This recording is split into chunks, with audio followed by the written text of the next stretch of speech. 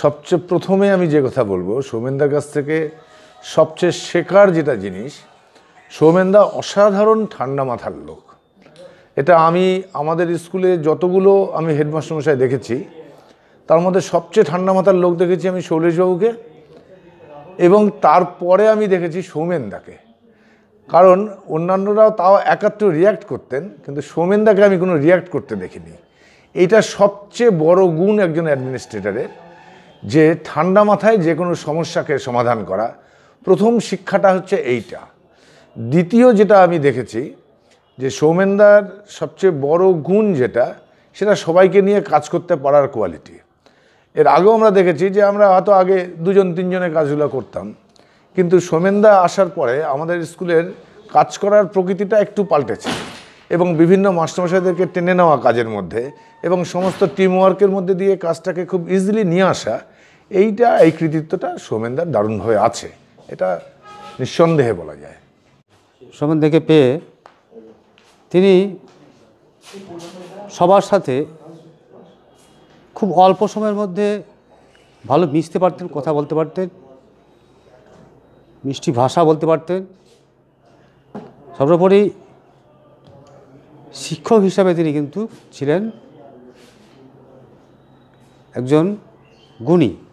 বিশেষ করে ইংরেজি ক্লাস থেকে শুরু করে, ইংরেজি শেখানো থেকে শুরু করে, ইংরেজি উচ্চারণটা পর্যন্ত আমার মনে হয় স্কুলে ইংরেজি উচ্চারণটা যেভাবে উচ্চারণ করতে হয়, প্রকৃত ইংরেজি উচ্চারণ যেটা, সেটা সৌমেনদা জানতেন ভালো। প্রথমেই আমি বললাম যে আমি সৌমেনদাকে আমি প্রধান শিক্ষক না, সৌমেনদা হিসাবেই পেয়েছি। সেই জন্য আমি শুধু আমার ক্ষেত্রে না, আমি দেখেছি প্রত্যেকেই আমরা নির্দ্বিধায় সৌমেনদার কাছে আমাদের ব্যক্তিগত পারিবারিক বিভিন্ন রকম সমস্যা আমরা নির্দ্বিধায় আমরা শেয়ার করতে পারতাম, এবং তার কাছ থেকে আমরা সুপরামর্শটা পেতাম। সেই জন্য ব্যক্তিগত আমি এটা ভীষণভাবে আমি তার কাছে ঋণী। তার কাছ থেকে সুপরামর্শ, বিভিন্ন রকম সমস্যা আসে তো আমাদের জীবনে, বিভিন্ন রকম। আমাদের যেমন পেশাগত জীবনে যেমন সমস্যা আছে, ব্যক্তিগত যেমন জীবনের সমস্যা আছে, পারিবারিক সমস্যা আছে। আমরা যেমন এখানে আমরা একটা পরিবার, এখানে আমরা যারা শিক্ষকতা করি এবং শিক্ষাকর্মী যারা আছেন, শিক্ষক এবং শিক্ষাকর্মী যারা আছেন, অর্থাৎ সহকর্মী যারা, আমরা এখানে একটা পরিবার মনে করি। আর আমি মনে করি এটা আমাদের কাছে খুব গর্বের ব্যাপার, ভীষণ গর্বের ব্যাপার। আমার জীবনে অনেক স্কুল দেখেছি, অনেক শিক্ষকের কাছে আমি অনেক গল্প শুনেছি, কিন্তু আমাদের স্কুলের আভ্যন্তরীণ পরিবেশ এবং সম্পর্ক, এটা অনেকের কাছে ঈর্ষণীয় বলে আমি মনে করি।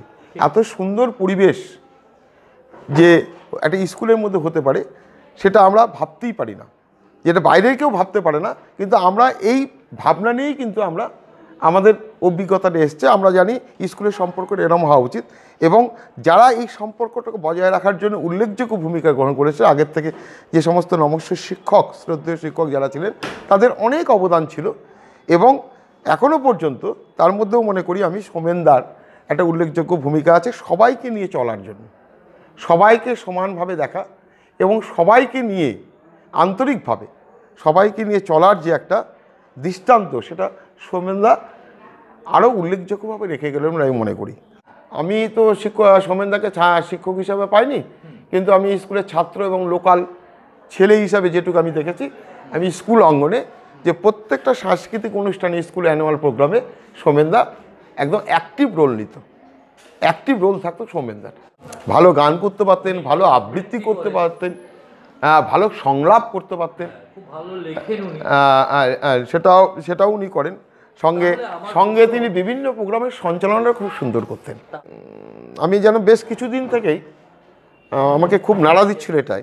কালকেও যখন আমি স্কুলে এসে, যখনই স্কুল থেকে চলে যাই ছুটির পরে, অন্তত যাওয়ার পক্ষে প্রধান শিক্ষক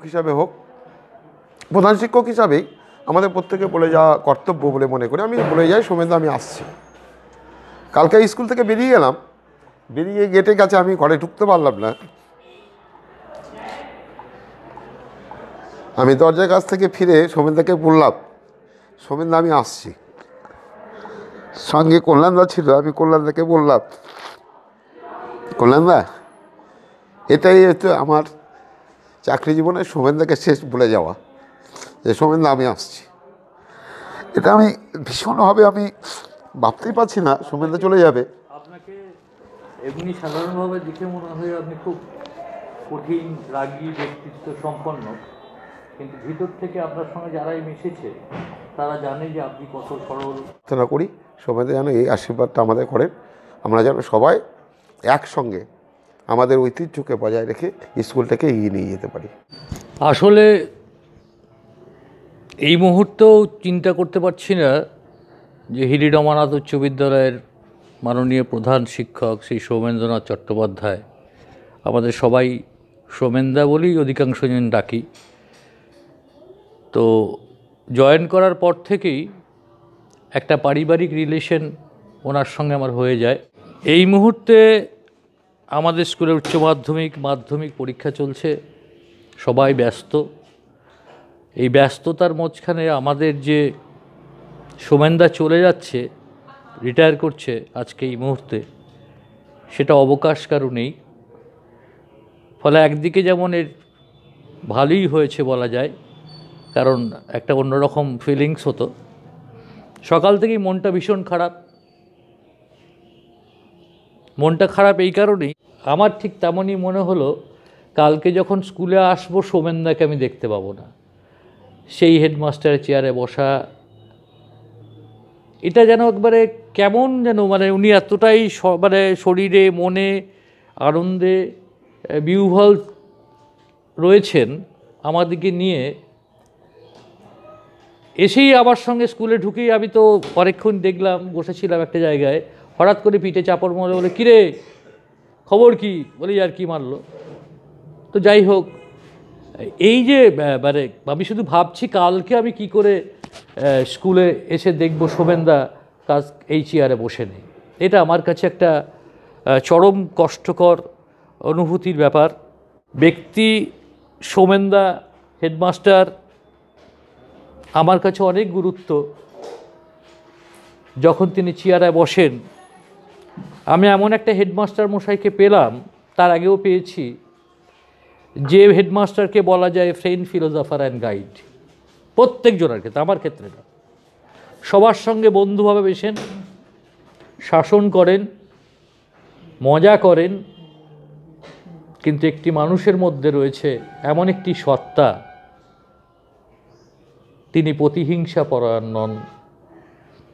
তাকে যদি কেউ আঘাত করে প্রতিষ্ঠানগত হিসাবে অথবা ব্যক্তি হিসাবে, চেয়ার হিসাবে, বারবার লক্ষ্য করেছি তাকে তিনি আলিঙ্গন করেন। রাগও হতো মাঝে মাঝে, পরে দেখছি হয়তো তিনি ঠিক, হয়তো তিনি শিক্ষা দিয়ে যাচ্ছেন। সুতরাং ব্যক্তি সোমেনদারকে ভোলার না, ভীষণ ভীষণ কষ্ট লাগছে। এবং এটা ঠিক ওই হেডমাস্টার হিসেবে না, আমাদের পরিবার, হিলি রমানাথ স্কুল একটা পরিবার। একদিন স্কুলে না এলে খবর নিতে হয়, খবর নেয়, ধমকায়, কেন আসিসনি, কি হয়েছিল বলেই কিন্তু সান্ত্বনা, সব কোয়ারিজ করবে।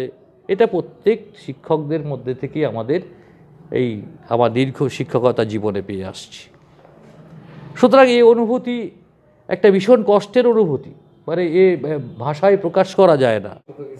আর শুধু ওনার শরীর, মন এবং অবশ্যই হিলি স্কুলে প্রতিবার আসতে হবে এবং আমাদের দেখতে হবে। আমরা এবার আর এক বিশ্বজিৎ দত্ত মহাশয়ের কাছে যাব। উনি একজন প্রবীণ শিক্ষক, ওনারও রিটায়ারমেন্ট আগামী একটা বছরই আর কি, প্রায় এক বছরও নেই। ওনার সোমেনবাবুর সঙ্গে দীর্ঘদিন সময় কাটিয়েছেন, তো ওনার এক্সপিরিয়েন্স আমরা শুনে নেব এবং উনি কিভাবে সমৃদ্ধ সেটা জেনে নেব।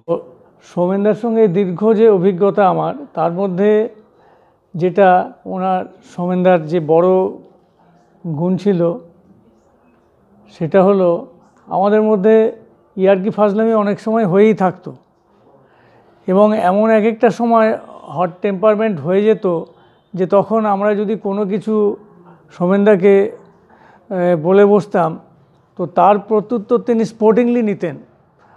সেটা আমাদের খুব ভালো লাগতো, কখনোই মনে গেঁথে রাখতেন না।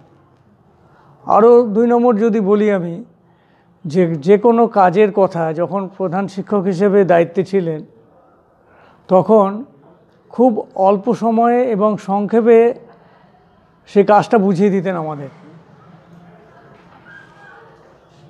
আবার এত সাধারণভাবে একজন প্রধান শিক্ষক অন্যান্য শিক্ষকের সঙ্গে যে মিশতে পারে সেটা সাধারণত দেখা যায় না। আর এই কারণেই সাধারণ শিক্ষক এবং প্রধান শিক্ষকের মধ্যে যে প্রভেদ সেটা সৌমেনদাই দূর করে দিয়েছিলেন এবং এদিক থেকে আমরা সমৃদ্ধ।